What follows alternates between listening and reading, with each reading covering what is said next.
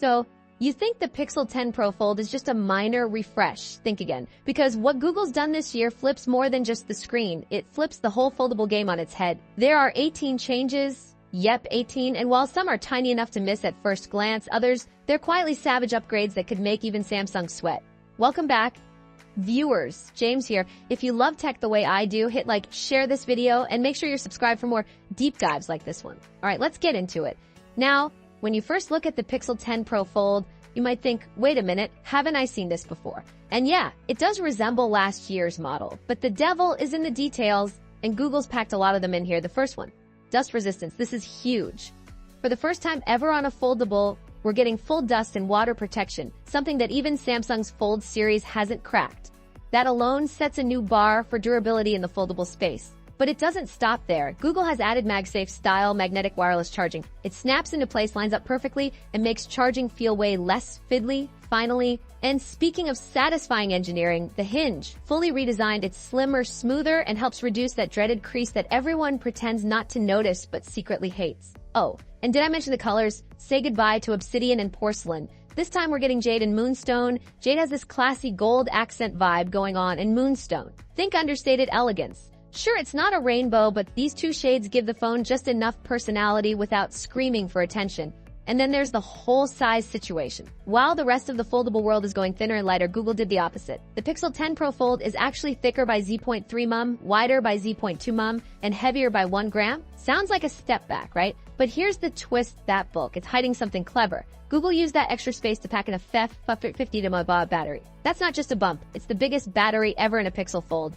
Not only does it beat last year's model by 7%, it even outshines Samsung's Fold 7 by 9%. More power, longer life, fewer battery anxiety moments.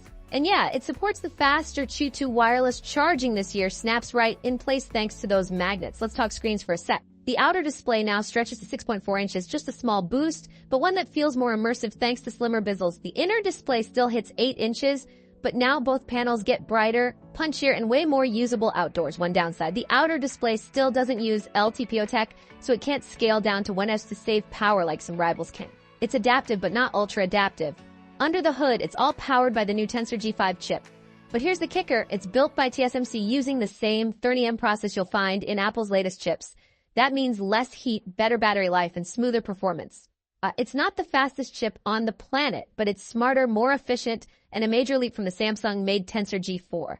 And while the camera hardware doesn't seem to change, same layout, same sensors, the new image processor in the G5 chip brings noticeable improvements. Think cleaner low light shots, better dynamic range, and sharper detail.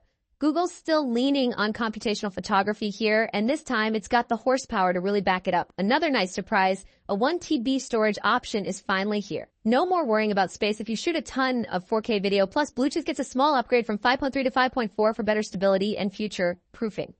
So what does all this mean? Well, while everyone else is racing to make foldables look thinner, lighter, and more like regular phones, Google's making a bold move in the opposite direction.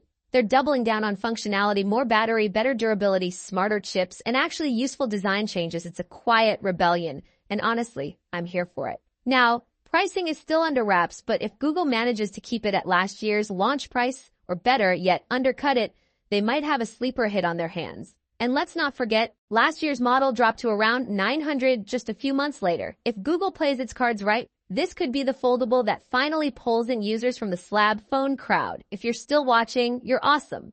Give this video a thumbs up so more folks can discover it. This is James from Tactics, and I'll catch you in the next one.